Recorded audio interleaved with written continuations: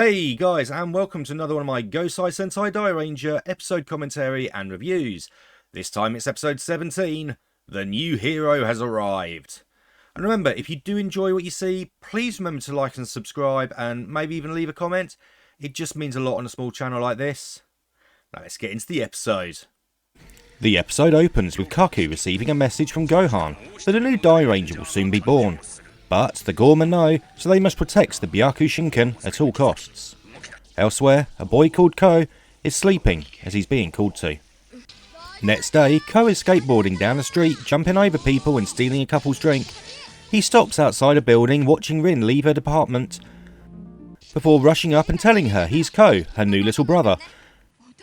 Before grabbing her chest, telling her she has small breasts and stealing her handbag. As she chases after him, he takes her keys from the bag and manages to avoid Shoji. The two rangers find the abandoned bag as a hidden Ko is told by a voice to hurry to Rin's place. As the two rangers keep searching, Shoji comes face to face with a Gorma and fleeing back to Rin, calling about ghosts as three Gorma appear before them. The two rangers transform as the three Gorma introduce themselves as ring, necklace and earring priestesses. They are the three priestesses of hell as the sky goes red and the Gorma attack the rangers. Cool watches on before he sees a carriage arriving with two people inside. The other rangers arrive as the carriage stops and a boy gets out, firing an arrow, returning the sky to normal, and the three priestesses turn human and tell the rangers they won't let the Kiba Ranger be born, before disappearing. As the pair in the carriage start to leave, Akumaru spots Ku, but tells the old man it's nothing, as Ku is told he is the child of fate. Back at HQ, Kaku is telling the Rangers about Kiba Ranger, and tells them to find Byaku Shinken and protect it from the Gorma. Elsewhere, the Triumvirate are facing the priestesses and Akumaru, as Shadam turns away, as the old man says his son has come to visit, as he offers the boy a lolly.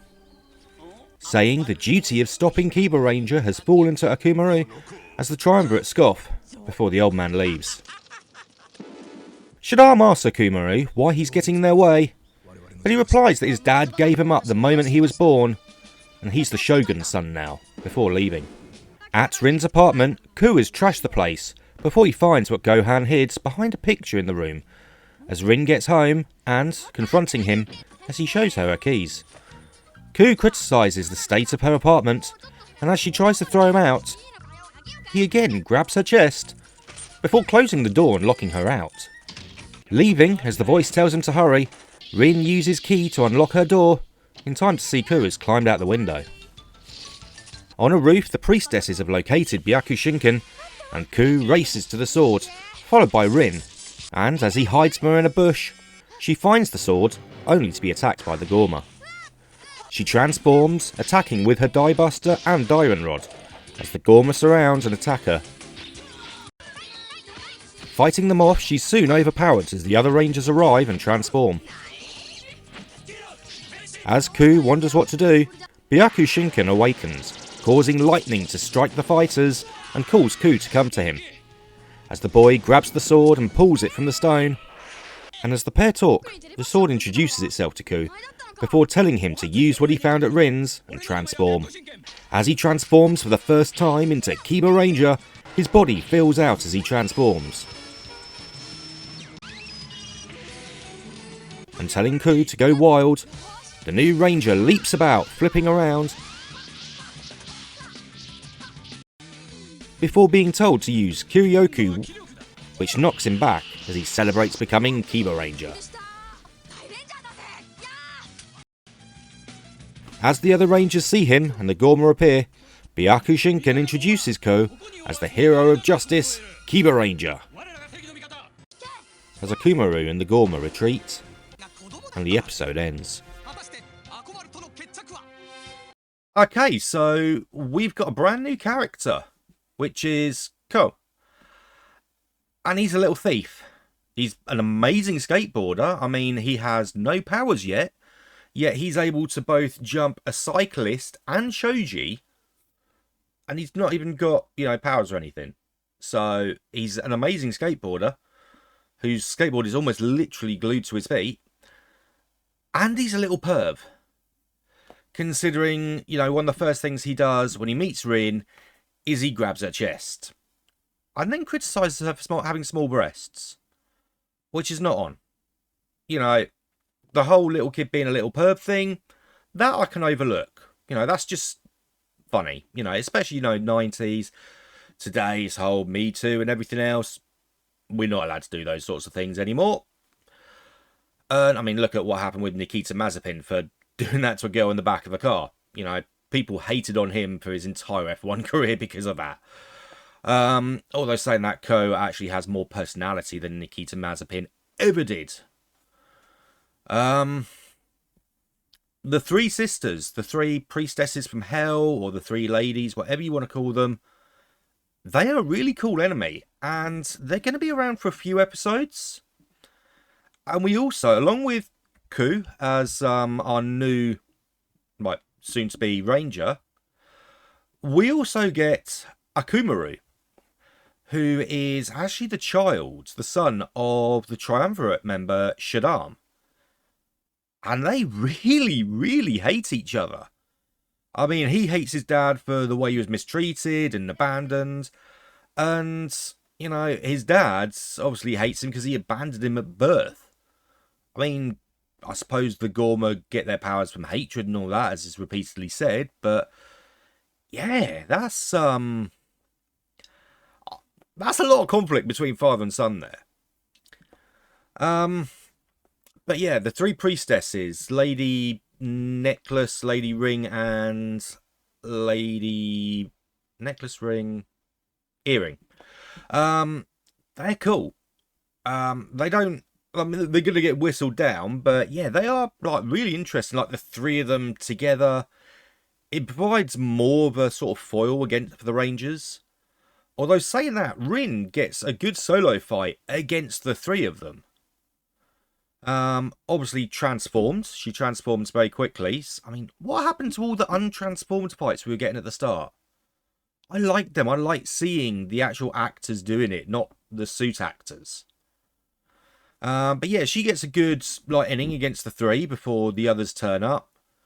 Obviously, we're getting a lot of nice synchronized movements and all the rest of it for the transformations. I really like seeing all that.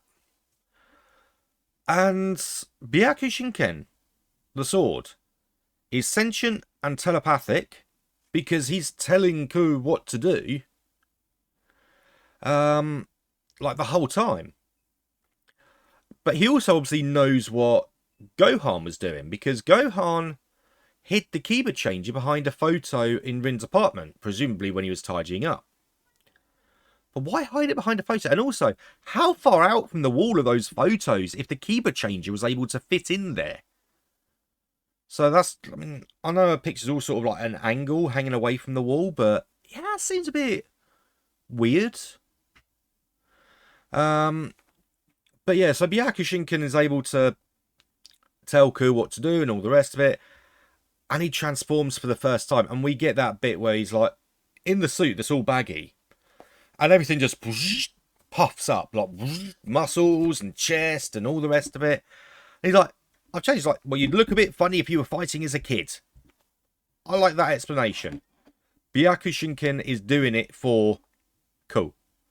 Which is more explanation than we ever got for Justin in Turbo for Power Rangers.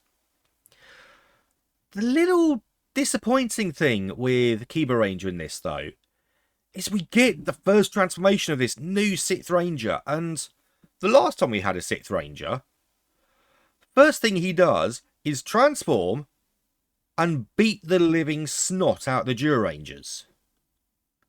That is making a mark. What does Ku do?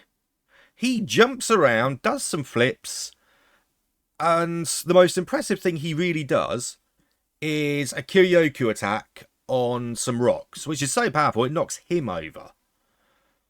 So, not the best first appearance of a Ranger.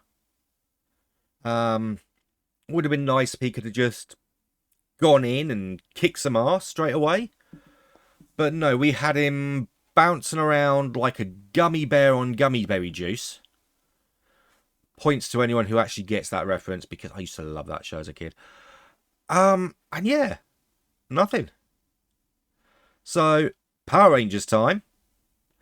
We've got this contains footage for Power Rangers episodes 217 and 218, White Light, episodes 1 and 2. And Lady Ring, not necklace or earring, they become AC and DC, which is kind of weird.